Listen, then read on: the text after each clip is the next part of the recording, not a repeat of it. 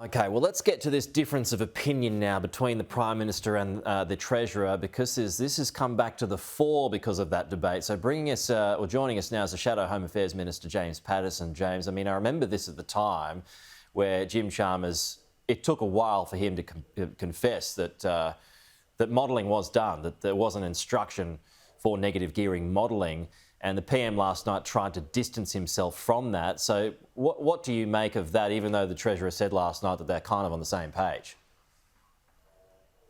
Peter, it was very polite of you to call this a difference of opinion between the Treasurer and the Prime Minister. The Prime Minister has lied. There is no other way of spinning this. There's no other way of explaining this. Last night in the debate, when challenged by Peter Dutton and when followed up by David Speers, the Prime Minister says the government did not commission any advice on negative gearing or capital gains tax changes, but the Treasurer admitted last year that's exactly what he did. He asked the Treasury Department to model changes on negative gearing and capital gains tax.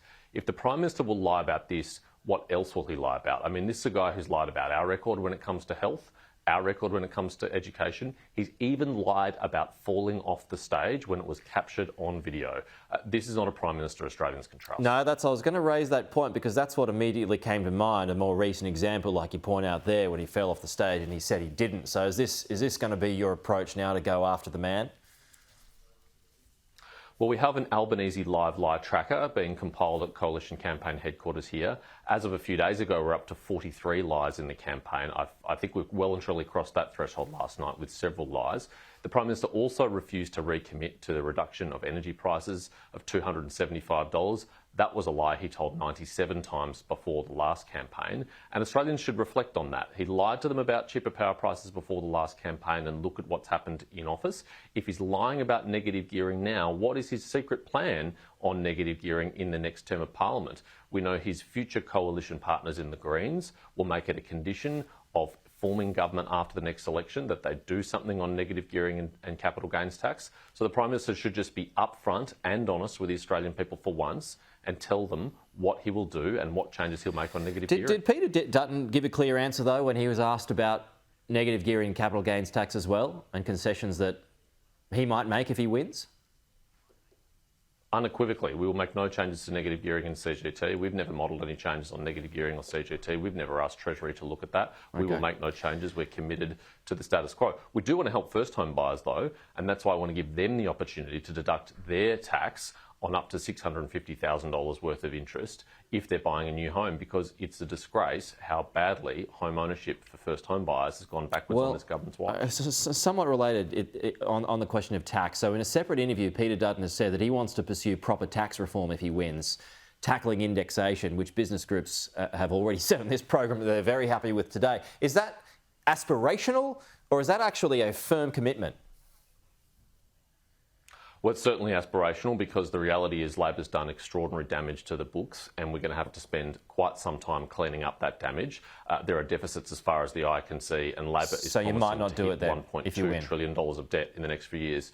No, we are very keen to do it as soon as we can do it, but only once we've got the fiscal house back in order from the damage that Anthony Albanese and Jim Chalmers have done, because it's in the DNA of the Liberal Party to return taxpayers' money to them, and we think that dealing with the insidious problem of bracket creep, which has been so out of control in this government's watch, people are paying up to $3,500 more in tax than they were 3 years ago because of bracket creep. We want to fix that problem, but only once we've got Labor's mess under control, as previous Liberal governments have done. Why not try and do this before this election, though?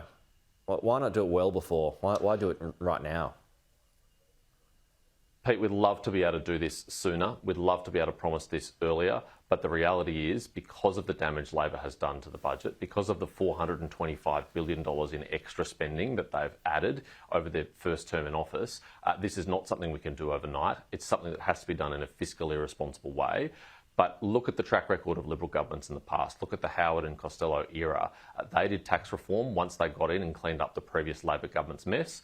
And the Dutton coalition government, should it be elected at this election, will be no different. We'll clean up Labor's mess and we'll deliver the tax relief that Australians deserve. OK, but what would that mean? Would you be taking out tax brackets? Would you be increasing or decreasing some tax brackets? Do you have any idea yet of what that reform would look like when it comes to indexation? Well, the first thing we'll do is we'll cut people's petrol and diesel tax by $14 a tank. The second thing we'll do is return up to $1,200. Right, but that's all temporary. A cost of living tax offset. It is, but it's urgent because Australians are suffering. Once we've done that and once we've got the books under control, what we want to do is address this insidious problem of bracket creep. It is not a good thing that Labor's homegrown inflation has pushed people into higher tax brackets while the cost of everything has gone up, which means they're no better off. We have to fix that problem, and we're determined to over a reasonable time frame once we've cleaned up Labor's Just mess. a final note here, I just want to squeeze in relating to Indonesia. Peter Dutton said last night it was a mistake to bring that up in the way that he did. Now, the Russian ambassador to Jakarta has said overnight that AUKUS is more of an instability to the region than the Russian aircraft being in Indonesia would be. What are your comments on that, first of all? And second of all, how troubling would it be if Russia wants a military footprint in our region? Well, it would be enormously troubling, and this statement by the Russian ambassador very clearly implies that the request was made from Russia to Indonesia, and the Prime Minister wasn't at all clear about that in the debate last night. In fact, he implied that this was a total non-story, that this request was never made. Now, tellingly, when challenged on this by journalists afterwards in his press conference, Jim Chalmers did not back the Prime Minister up. He did not repeat what the Prime Minister said, and so I think Anthony Albanese must clear this up this morning. Is he saying this request was never made? Is he saying Russia is not trying to get closer to Indonesia? Is he saying Russia does not have ambitions to base assets in our region?